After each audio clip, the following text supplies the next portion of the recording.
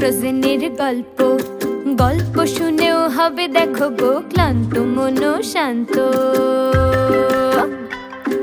শোনো ফ্রোজেনের গল্প, সাসপেন্স থেকে থ্রিলার, অ্যাকশন থেকে horror. Suspense, thriller, action, horror. আর ভালোবাসা থেকে হিউমার হয়ে আছে সবই অল্প স্বল্প। শোনো ফ্রোজেনের গল্প। ফ্রোজেন অডিবল, খেয়াল রাখে তোমার মনের। প্রখ্যাত সাহিত্যিক হেমেন্দ্র কুমার রায়ের গল্পের স্বাদ পাননি এমন পাঠক বা শ্রোতা নেই বললেই চলে। তাঁর গল্পে ভয়ের সাথে হাস্যরস মিশে যে অসাধারণ এক আবহাওয়ার সৃষ্টি হয় তা অতি মনোগ্রাহী। আমাদের এ সপ্তাহের গল্প হেমেন্দ্রবাবুর বাড়ি বুড়ো বুট।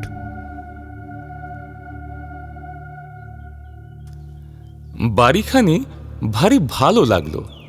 চারিধারে বাগান, যদিও ফুল গাছি বেশি, টেনিস খেলার জমি, মাঝে মাঝে শ্বেতপাথরের বেদি, একটা ছোট বাহারি ফোয়ারা, এখানে ওখানে লাল কাঁকর বিছানো পথ। দোতলা বাড়ি, একেবারে হাল ফ্যাশনের না হলেও সেকেলে নয়। বাড়ির জানালায় বা দেওয়ালে প্রাচীনতার কোনো চিহ্নই নেই। কোথাও ফাট ধরেনি, কোথাও অশ্বত্থ বট এসে জোর করে জুড়ে বসেনি। কিন্তু তবু মনে হলো বাড়িখানি যেন রহস্যময়। ভাবলুম মাথা ছাড়িয়ে উঠে মস্ত মস্ত গাছগুলো নিজেদের জন্য একটি ছায়ার জগৎ সৃষ্টি করেছে বলেই হয়তো এখানে এমন রহস্যের আবহ গড়ে উঠেছে। আমার পক্ষে এও এক আকর্ষণ। আমি রহস্য ভালোবাসি। রহস্যের মধ্যে থাকে রোমান্সের গন্ধ। সাঁওতাল পরগনার একটি জায়গা, স্ত্রী এবং ছেলে মেয়েদের বায়ু পরিবর্তনের দরকার। ডাক্তারের মতে এ জায়গাটি নাকি অত্যন্ত স্বাস্থ্যকর। বন্ধু প্রকাশের সঙ্গে এসেছি মনের মতো একটি বাড়ি খুঁজে নিতে। আজকে ট্রেনেই কলকাতা ফিরব। খানিক ডাকাডাকির পর বাগানের ভিতর থেকে একটা লোক বেরিয়ে এলো। তার চেহারা না মালি, না দারোয়ান, না ভদ্র, না ইতর লোকের মতো। তার বয়স ৮০ও হতে পারে, ১০০ও হতে পারে। তার মাথায় ধবধবে সাদা এলোমেলো লম্বা লম্বা চুল। তার কোমর এমন ভাঙা যে হাড় জিরজিরে দেহের উপর অংশ একেবারে দুমড়ে পড়েছে। কিন্তু হাতের লাঠি ঠকঠকিয়ে সে এত তাড়াতাড়ি এগিয়ে এলো যে তার অসম্ভব ক্ষিপ্রতা দেখে বিস্মিত হলুম। সে জিজ্ঞাসা করল, আপনারা কি চান? বাড়ির ফটকের ওপর লেখা রয়েছে টু লেট। আমরা এই বাড়িখানা ভাড়া নিতে চাই। লোকটা হঠাৎ মুখ তুলে তাকালো। সে এতক্ষণ মাথা হেঁট করে ছিল বলে তার চোখ দেখতে পায়নি। এখনো দেখতে পেলাম না, কারণ তার চোখ দুটো এমনই অস্বাভাবিকভাবে কোটরগত যে প্রথম দৃষ্টিতে তাদের আবিষ্কার করাই যায় না। মনে হয় লোকটা বুঝি অন্ধ। কিন্তু তারপর লক্ষ্য করে দেখলুম দুই কোটরের ভিতর দিকে কি যেন চকচক করছে। দুই অন্ধকার গর্তের মধ্যে যেন দুই দীপশিখার ইঙ্গিত। লোকটা আবার মুখ নামিয়ে ফেলে থেমে থেমে বললে, ভাড়া নিতে চান? এই বাড়ি ভাড়া নিতে চান? বেশ, বাড়িখানা আমাদের পছন্দ হয়েছে। এ বাড়ির মালিককে? বাড়ির এখনকার মালিক থাকেন বিলাতে। আগেকার মালিক কোথায় থাকেন কেউ জানে না। তাহলে ভাড়া দেব কাকে? আমাকে। কত ভাড়া? সেটা ঠিক করবেন আপনারাই। রহস্যময় বাড়ি, রহস্যময় বৃদ্ধ, এবং তার কথাগুলো কম রহস্যময় নয়। মনে হলো রহস্যের মাত্রা যেন ছাড়িয়ে যাচ্ছে। এতটা ভালো নয়। কি বলবো ভাবছি, হঠাৎ গায়ে পড়ল কয়েক ফোঁটা জল। চমকে মুখ তুলে দেখি ইতিমধ্যে আমাদের অজান্তেই আকাশে হয়েছে মেঘের সঞ্চার। বুড়ো বললে, বৃষ্টি আসছে, আপনারা একটু ভিতরে গিয়ে দাঁড়াবেন, চলুন। বুড়োর পিছন পিছন বাড়ির নিচের তলার বারান্দায় গিয়ে দাঁড়ালুম। ঝমঝম করে বৃষ্টি নামল। প্রকাশ আমার দিকে ফিরে বলল, বৃষ্টিতে এখানে চুপচাপ দাঁড়িয়ে থেকে লাভ নেই, চল আগে বাড়ির ওপরের ঘরগুলো একবার দেখে আসি। বুড়োর দিকে ফিরে দেখি সে ঊর্ধ্বমুখে আকাশের দিকে তাকিয়ে আছে। আমি তাকে ডাকলুম, সে যেন শুনতেই পেলে না। খানিক পরে হঠাৎ বলল, ঘড়িতে কটা বেজেছে? হাত ঘড়ির দিকে দৃষ্টিপাত করে বললুম, এখন 5:30। বুড়ো যেন শীতার্ত কণ্ঠে কাঁপতে কাঁপতে বললে, আকাশে মেঘ আরো জমে উঠছে, অন্ধকারে সন্ধ্যা নামবে তাড়াতাড়ি। এই বৃষ্টি সন্ধ্যার পরেও পড়বে। না পড়তেও পারে। না না, এ বৃষ্টি এখন থামবে না, হয়তো আজ সারা রাত ধরেই পড়বে। আমি মেঘ দেখেই বুঝতে পারি। প্রকাশ বললে, কি সর্বনাশ, তাহলে আমরা স্টেশনে যাব কি করে? আজই তো আমাদের কলকাতা ফেরবার কথা। বুড়ো ঘাড় নাড়তে নাড়তে বললে, এ বৃষ্টি আজ আর থামবে না, আজ আর থামবে না।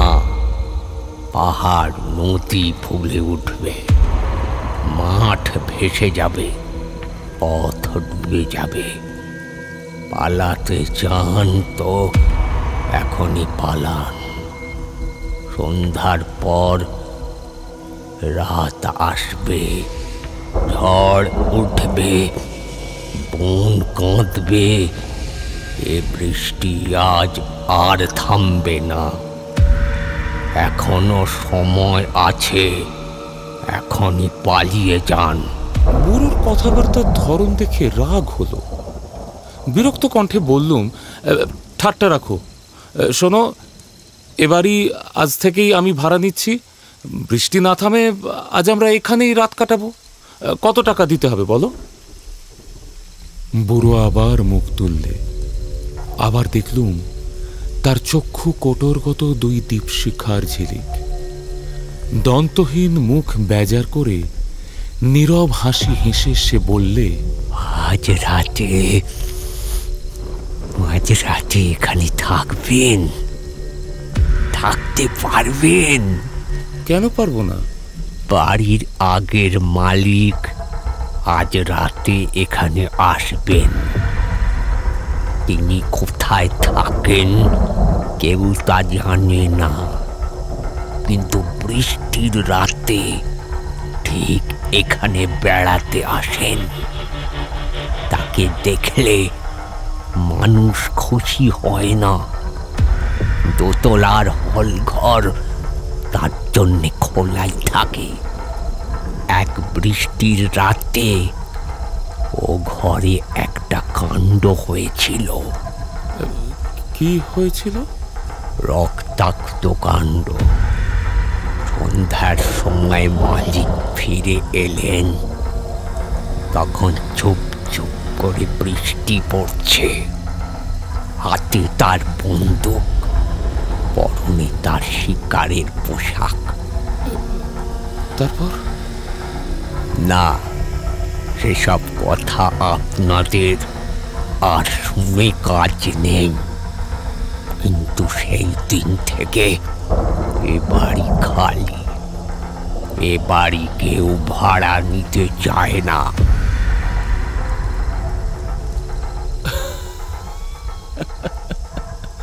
আমি হো হো করে হেসে উঠে বললুম, তুমি কি আমাদের ছেলে মানুষ পেয়েছ যে যা তা বলে ভয় দেখাতে চাও?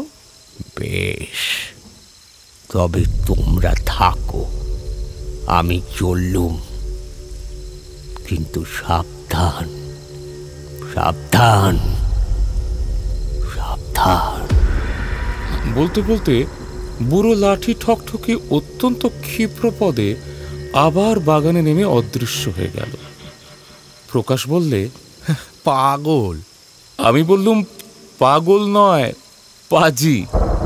বুড়োর হয়তো ইচ্ছে নয় আর কেউ এ বাড়ি ভাড়া নেয়, সে একলাই এখানে রাজত্ব করতে চায়।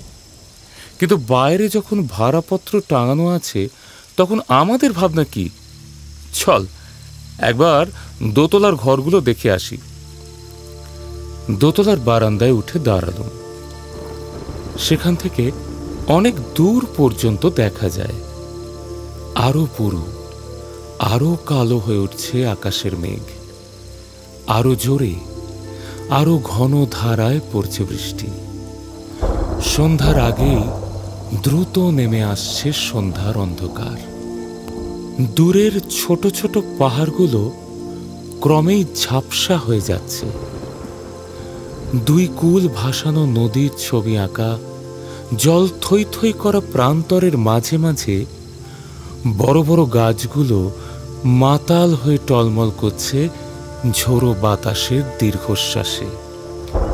প্রকাশ বিষণ্ণ স্বরে বললে, বুড়োর একটা কথা কিন্তু ঠিক, আজ এখানেই বন্দি হতে হবে। উপায় নেই। কিন্তু খাবে কি? আকাশের জল। শোভ কোথায়?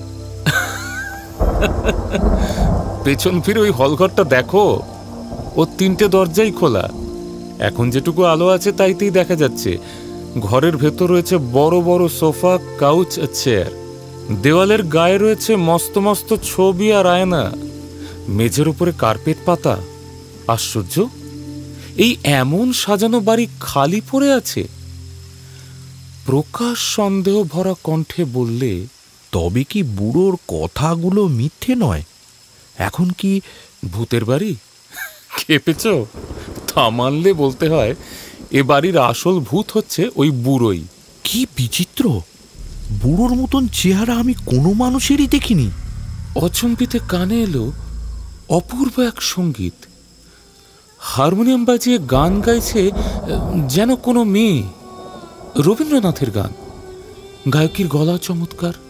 সবিস্ময়ে দুজন স্তব্ধ হয়ে দাঁড়িয়ে খানিকক্ষণ ধরে সেই গান শুনলুম। জানি না তো তুমি আমার ঘরে। আকাশে বেড়ে উঠল বিদ্যুতের জীবন্ত অগ্নিচিত্র ও উন্মত্ত বজ্রের চিৎকার। ঘরে বাইরে কোথাও আর চোখ চলে না। আমি বললুম, এই গান আসছে কোথা থেকে? প্রকাশ বলল, ওই হলের ভেতর থেকে।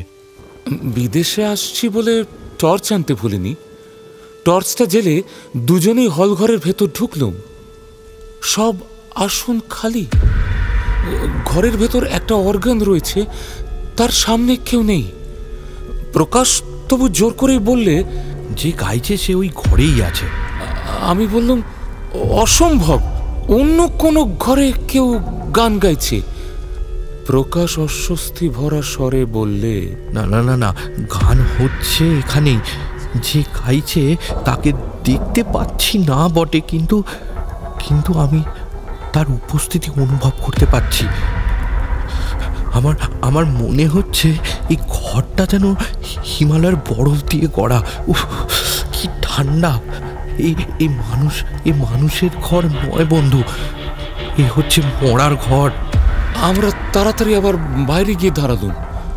প্রকাশের কথা মিথ্যে নয়, ঘরের চেয়ে বাইরেটা বেশ গরম, অথচ ঝোড়ো হাওয়ার তোড়ে সেখানে এসে পড়েছিল শীতল বৃষ্টিধারা। অবাক হয়ে কারণ বোঝার চেষ্টা করছি, এমন সময় কানে এলো আর একটা নতুন শব্দ। গটগট করে কার ভারী জুতোর আওয়াজ হচ্ছে। প্রকাশ বিস্মিত স্বরে বললে, সিঁড়ি দিয়ে কে উপরে উঠছে, এই বুড়োর পায়ের শব্দ নয়। আমি বললুম, বুড়ো মিছে কথা বলছে, এ বাড়ি নিশ্চয়ই খালি নয়। কে গান গায়, কে ওপরে ওঠে? সিঁড়ির দিকে টর্চের আলো ফেলে অপেক্ষা করতে লাগলুম। সিঁড়ির ধাপগুলোতে শব্দ করে ওপরের বারান্দায় এসে স্থির হয়ে রইল একজোড়া শিকারি বুট, যা পরলে লোকের হাঁটু পর্যন্ত ঢাকা পড়ে। নিজের চোখে বিশ্বাস করাতে পারলুম না, মানুষ নেই, অথচ একজোড়া শিকারি বুট ওপরে এসে উঠল জ্যান্ত জীবের মতো। মন বললে ওই দৃশ্যমান বুট পরে আছে কোনো এক অদৃশ্য দেহ, এবং বারান্দায় হঠাৎ আজ দুই অনাহুত অতিথি দেখে সে থমকে দাঁড়িয়ে পড়েছে সবিস্ময়ে। প্রকাশ অস্ফুট স্বরে বললে, শিকারি বুট? পুরো ভুলেছিল, বৃষ্টির রাতে বাড়ির মালিক এসেছিল শিকারি পোশাক পরে। আমি উত্তর দেওয়ার আগেই বুট জুতো জোরে যেন বেজায় ভারী দেহের চাপ নিয়ে আবার ঘট ঘট শব্দে মাটি কাঁপিয়ে অগ্রসর হতে লাগলো আমাদের দিকে। আমরা মহা আতঙ্কে পিছু হতে লাগলাম পায়ে পায়ে। আমাদের দৃষ্টি স্তম্ভিত, হৃৎপিণ্ড কাঁপছে, ধরফর ধরফর করছে। হলঘরের তৃতীয় দরজার কাছে এসে বুট জুতো জোড়া আবার থেমে পড়ল ক্ষণিকের জন্যে, কিন্তু তারপরেই সব এগিয়ে প্রবেশ করলো ঘরের ভেতর। গানের স্বর থেমে গেল, সঙ্গে সঙ্গে শুনলাম। আমরা পাগলের মতো দৌড়ে এক লাফে সিঁড়ির 3-4টে করে ধাপ পেরিয়ে নিচে নেমে দেখি সেখানে নিশ্চল হয়ে দাঁড়িয়ে আছে সেই অদ্ভুত বুড়োর ভাঙা দুমড়ে পড়া মূর্তি। সে একবার মুখ তুলে আমাদের পানে তাকালে টর্চের আলোতে তার চক্ষু কোটরের খুব ভিতর জ্বলে উঠল দুটো আগুনের কণা। খিলখিল করে হেসে বুড়ো খ্যানখ্যানে গলায় বলে উঠল,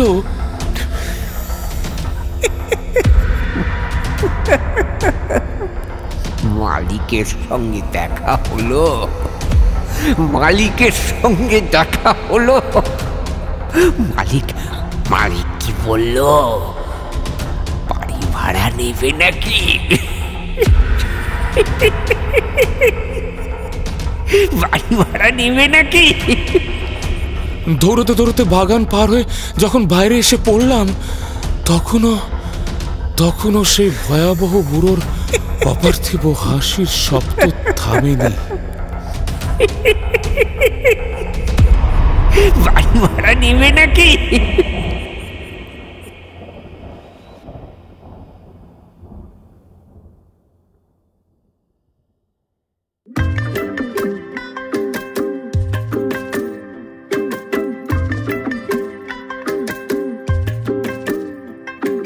শোনো ফ্রোজেনের গল্প, গল্প শুনেও হবে দেখো গো ক্লান্ত মন শান্ত। শোনো ফ্রোজেনের গল্প, সাসপেন্স থেকে থ্রিলার, অ্যাকশন থেকে horror. Suspense, thriller, action, horror. আর ভালোবাসা থেকে হিউমার হয়ে আছে সবই অল্প স্বল্প। শোনো ফ্রোজেনের গল্প। ফ্রোজেন অডিবল, খেয়াল রাখে তোমার মনের।